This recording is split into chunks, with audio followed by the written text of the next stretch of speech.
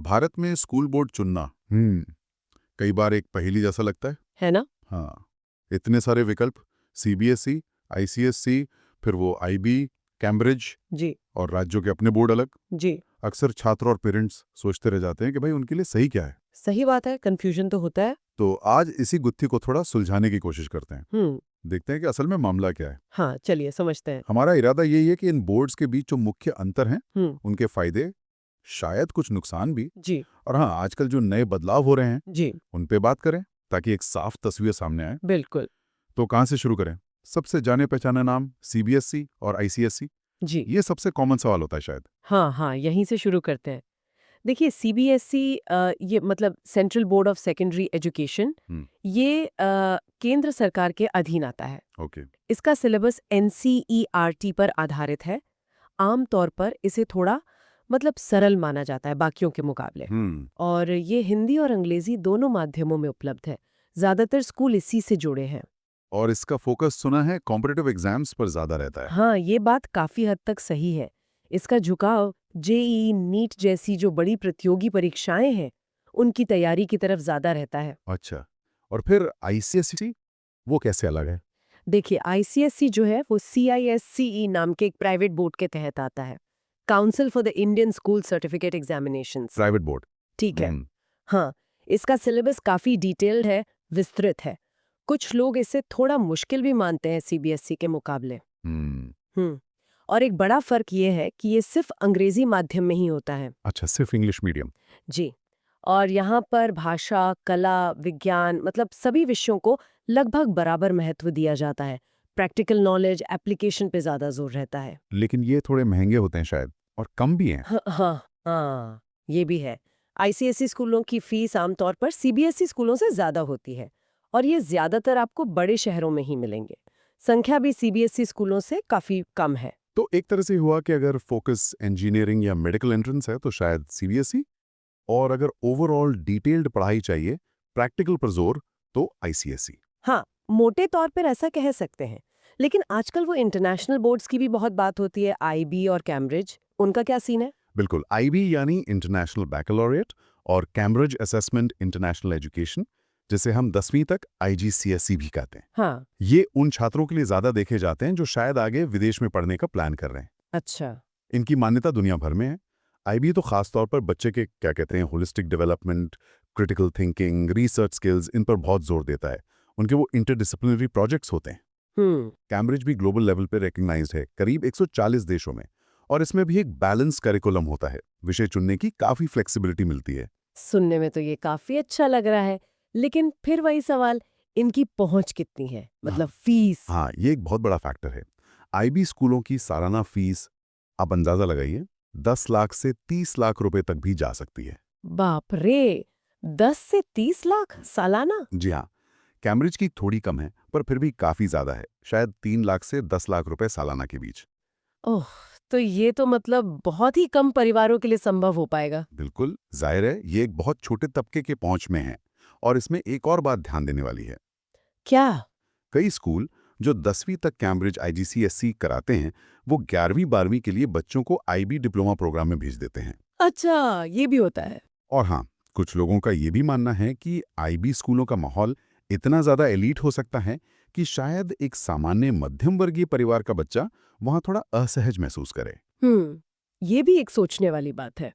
खैर, ये तो हुई बोर्ड्स की फिलॉसफी और पहुंच की बात, लेकिन असली चिंता तो भारत में बच्चों और पेरेंट्स को कॉलेज एडमिशन और कॉम्पिटिटिव एग्जाम्स की रहती है। बिल्कुल। तो ये अलग-अलग बोर्ड्स छात्रों को उस कसौटी पर मतलब स्कूल के बाद की जिंदगी के लिए हम्म, कैसे तैयार करते हैं? ये बहुत बहुत ज़रूरी सवाल है। देखिए, अक्सर होता क्या है कि छात्र बोर्ड परीक्षा पर ही अपना सारा ध्यान लगा देते हैं, हाँ, और बोर्ड का सिलेबस हो सकता है उस प्रतियोगी परीक्षा के पूरे सिलेबस का सिर्फ एक हिस्सा हो। सही। नतीजा, वो बच्चे जो अपेयरिंग कैंडिडेट के तौर पर जेई या एनडीए जैसे इम्तिहान दे सकते थे, वो मौका गवा देते हैं, क्योंकि उनकी तैयारी उस गहराई तक नहीं होती।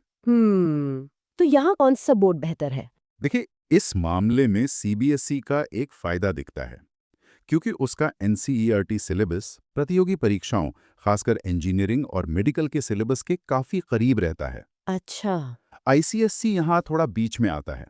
मतलब न तो वो पूरी तरह भारतीय परीक्षाओं पर केंद्रित है, न ही वो पूरी तरह आपको विदेश के लिए तैयार कर रहा है। और आईबी कैम्ब्रिज वाले? उनके छात्रों को तो अगर भारत में जेईई या नीट देना है, तो अक्सर अलग से काफ़ी तैयारी करनी पड़ती है। उनका करिकुलम बिल्कुल अलग होता है। समझ गया। और स्टेट बोर्ड्स, उनकी तो हमने ज्यादा बात ही नहीं की। भारत में तो ज्यादातर बच्चे शायद स्टेट बोर्ड्स में ही पढ़ते हैं। हाँ, बिल्कुल। भारत में 60 से ज़्यादा स्कूल बोर्ड्स हैं और उनमें ज़्यादातर राज्यों के अपने बोर्ड हैं। अच्छा। इनकी क्वालिटी, इनका सिलेबस, परीक्षा का पैटर्न, ये सब हर राज्य में बहुत अलग-अलग होता है। हाँ, वो तो है। और हाल में एक थोड़ी चिंता वाली खबर भी आई थी।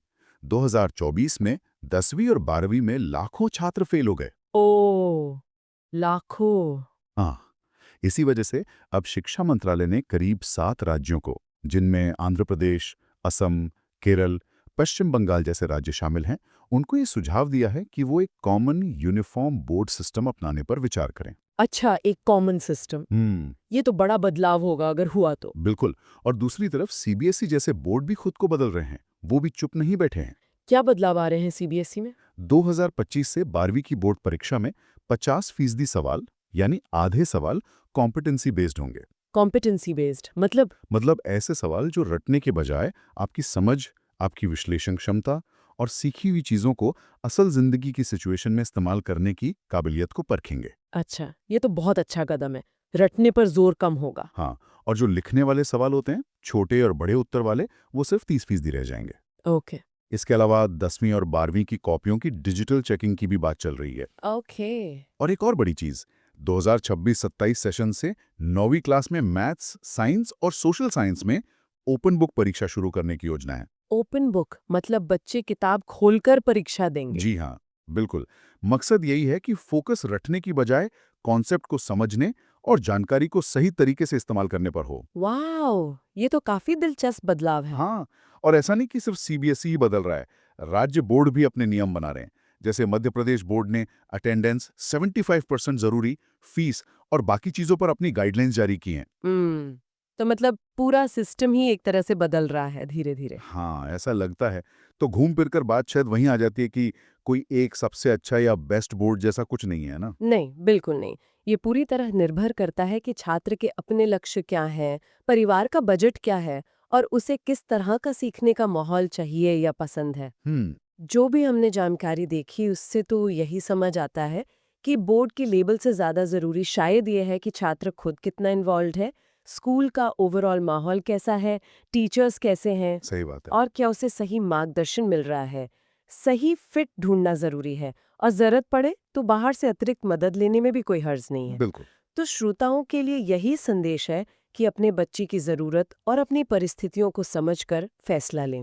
और हाँ, एक आखिरी सवाल, जी। एक विचार छोड़ जाते हैं। जी। ये जो नए बदलाव आ रहे हैं, कॉम्पिटेंसी बेस्ड सवाल, ओपन बुक परीक्षा, क्या आपको लगता है कि इनसे भविष्य में वो जो एक पारंपरिक सोच है ना कि कुछ बोर्ड रट्टा मारने वाले हैं और कुछ ओवरऑल डेवलपमेंट वाले, हाँ, हाँ। क्या ये फर्क धीरे-धीरे कम हो जाएगा? हम्म। क्या सभी बोर्ड एक जैसे बनने की तरफ बढ़ रहे हैं? बहुत सोचने वाली बात है। बहुत दिलचस्प सवाल है। वक्त ही बताएगा।